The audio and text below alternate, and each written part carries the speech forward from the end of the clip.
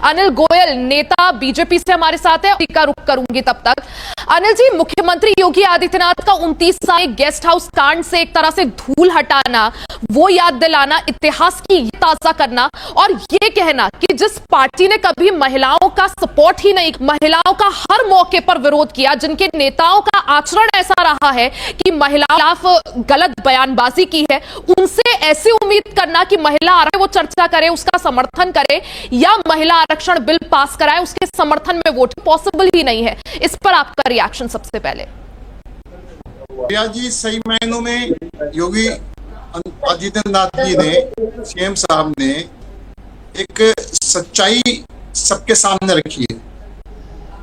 दलित महिला मुख्यमंत्री के उत्तर प्रदेश में जो समाजवादी पार्टी के गुंडों ने गेस्ट हाउस कांड करा था, और अगर वहां पर भाजपा के लोग नहीं होते तो निश्चित तौर पर बहुत बड़ी अनहोनी हो जाती। और ये याद है, और ये इसके साथ साथ एक बात हो रही कि ये जो महिला आरक्षण की बात कह रहे हैं, कुछ दिन पहले लोकसभा के अंदर महिला आरक्षण बिल आया, इन्होंने विरोध करा, इन्होंने उसका समर्थन नहीं करा।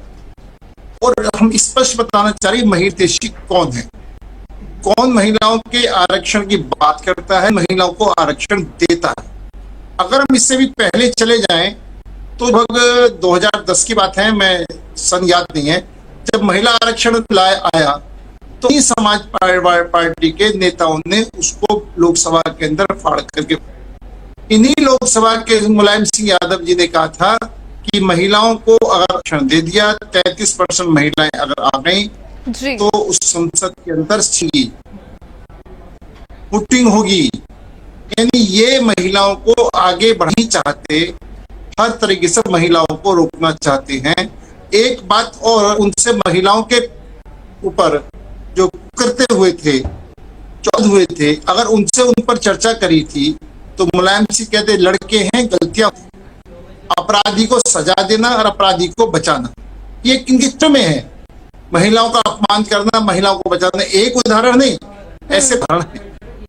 एक तरफ वो सरकार, एक तरफ वो पार्टी है जो हमेशा महिला खिलाफ रही है, हमेशा महिलाओं को सही मायनों में एक उपयोग की चीज तो, सम्मान की चीज नहीं मानी। एक तरफ वो पार्टी है, आप कह रहे हैं जी, सिंपल जी, रिया डंगवाल जी, मैं बड़ा स्पष्ट कह रहा हूं कि मेरे बात का जवाब नहीं दिया, आरोप के बदले में आरोप लगाने शुरू कर। अभी मेरा स्पष्ट है कि मैं एक बात और कहना चाहता हूं, हमारा काम, भारतीय जनता पार्टी निश्चित तौर पर महिलाओं के सम्मान की बात करती है। आप सबको मैं यह चाहता हूं कि जिस टाइम देश के प्रधानमंत्री ने लाल किले से शौचालय बनाने की बात करी थी, एक स्थिति ये थी कि उत्तर प्रदेश के अंदर शादियों को अगर सोच के लिए जाना है तो उनको जगह ढूंढने की मुश्किल होती थी, कहां पर अपने आप को फ्रेश महसूस करेंगी, कहां पर इनके गुंडे लोग जो है वहां पर भी फप्तियां कसते थे। आज माननीय प्रधानमंत्री जी ने देश के लाल किले, किसी देश के मतलब आज से पहले किसी देश के प्रधानमंत्री हमारे किसी ने महिलाओं के बारे में नहीं सोचा, लेकिन शौचालय बनने चाहिए, शौचालय बनने चाहिए। शैलेंद्र यादव जी ने भी आपसे महोबा की घटना पर पूछा, उस पर जवाब आपने नहीं, मैं रिया जी, मैं एक बात जो कह रहा हूँ, महिलाओं के सम्मान के लिए काम करने की बात कह रहा हूँ, आरोप के बदले आरोप लगाने नहीं कह रहा। मैं किसी आरोप, मैं तो ये कह, हमने जो करा। और इसी तरीके से मैं आपको एक बात कहना चाहता हूँ, पूरे देश के अंदर हमने 3 तलाक करा, 3 तलाक पर जिससे मुस्लिम महिलाओं को उसका लाभ मिले।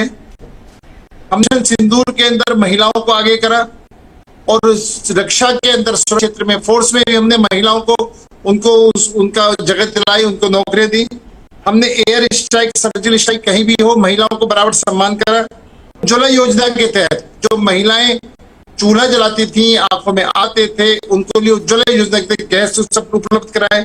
जनधन योजना को आगे बढ़ाया, मुद्रा योजना के तहत महिलाओं को आगे बढ़ाया, पीएम आवास महिलाओं को आगे बढ़ाया, स्वयं सहायता समूह के साथ महिलाओं को आगे बढ़ाया, लखपति दीदी बनाया, ड्रोन दीदी बनाया।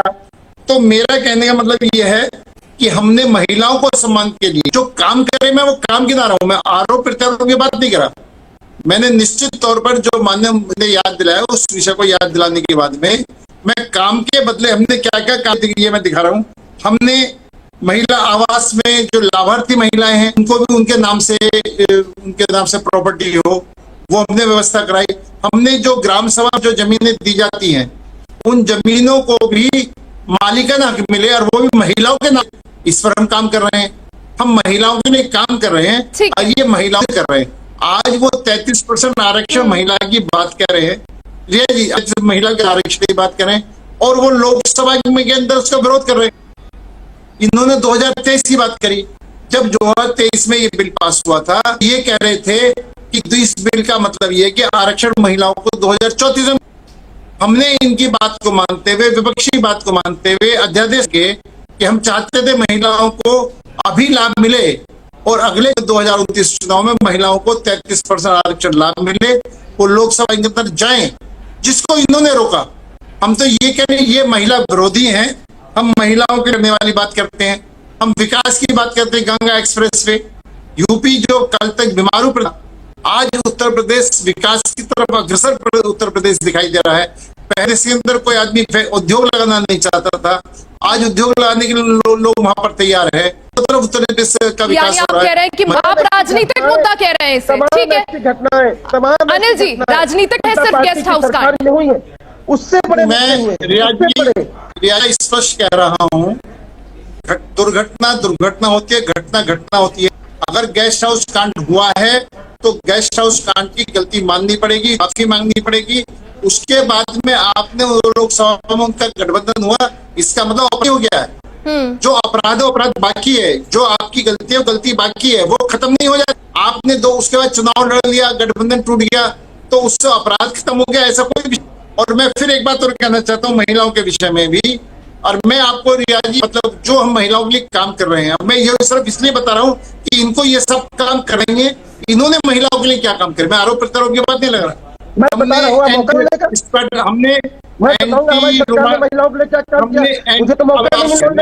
अरे सुन लो भैया, सुन लो, बोल लेना। हमने एंटी रोमी स्क्वाड की स्थापना करी, हमने महिला हेल्पलाइन 1090 की स्थापना करी, हमने फास्ट ट्रैक बनाया, हमने मिशन शक्ति अभियान चलाया। और मुझे ये यार सुन लो भैया मेरे, यादव जी सुन लो, यादव जी इस गुंडागर्दी को सुन लो, बीच में बोलने की गुंडागर्दी को छोड़ दो। आप यही है ना जब आप बोलते हो बीच में गुंडागर्दी करते हो, बीच में बोलते हो, आपको बोलने का अधिकार किसने। दूसरा मैं एक बात और पूछना चाहता हूँ, इन्होंने अभी समाजवादी पार्टी ने कभी महिला मुख्यमंत्री बनाई, जबकि इसके उल्टे भाजपा पार्टी ने सुषमा जी को मुख्यमंत्री बनाया, वसुंधरा राजे सिंधिया जी को बनाया, रेखा गुप्ता जी दिल्ली में आज मुख्यमंत्री हैं, आनंदीबेन पटेल जी को मुख्यमंत्री बनाया, उमा भारती को मुख्यमंत्री बनाया, और द्रौपदी मुर्मू जो हमारे आदिवासी। अनिल जी फिर सवाल ये भी उठता है सर, अनिल जी सवाल ये भी मौजूदा समय में 21 राज्य ऐसे हैं जिनमें बीजेपी की या तो डायरेक्ट या गठबंधन में सरकार है। आप मुझे बता दीजिए कितने ऐसे राज्य हैं जिसमें महिला मुख्यमंत्री है। आप सबसे बड़ी बात, देश की राजधानी दिल्ली के अंदर एक ही एग्जाम्पल, रेखा गुप्ता एक ही एग्जाम्पल है। रिया जी हमारे देश की राजधानी के अंदर भी आज वो मुख्यमंत्री, मैं तो इनके गठबंधन की बात कर रहा हूँ। ये अपने गठबंधन में इनमें साथ सिर्फ छोड़ करके इन्होंने आज तक एक पीएम बनाया हो, परिवार बात को छोड़कर इनका दोनों की बात कर रहा हूँ।